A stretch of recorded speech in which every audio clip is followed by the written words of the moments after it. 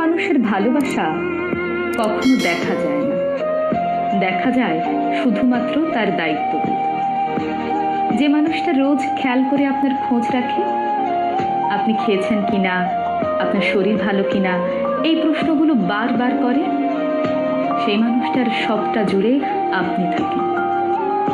যে মানুষটা কথায় কথায় আপনাকে ভালোবাসি বলে না, শুধুমাত্র আপনার জন্ম তারিখটা মনে রেখে আপনার প্রিয় চুড়ি, ফুল আর টিপের পাতা নিয়ে আসে, সে আনরোম্যান্টিক না, সে শুধু আপনাকে বোঝাতে চায় না।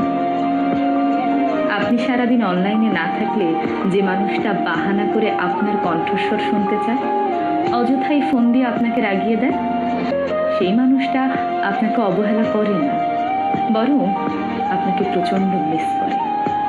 আসলে একজন পুরুষ মানুষকে বুঝতে হলে তাকে তার মতো করে চিনতে হয়। তার পকেটের শূন্যতা, চোখের গভীরতা আর চুপচাপ থাকার মতো অদম্য সাহসিকতার আড়ালে একজন বোকাশোকা, সহজ সরল, সাধারণ মানুষ থাকে। মেয়েরা অভিমানের সব কিছু বলে দিতে পারে, একজন পুরুষ তা পারে না, কারণ আপনি তার ভালোবাসার আগে আপনি তার দায়িত্ব, যাকে সে সারা জীবন নিজের কাছে আগলে রাখতে চায়।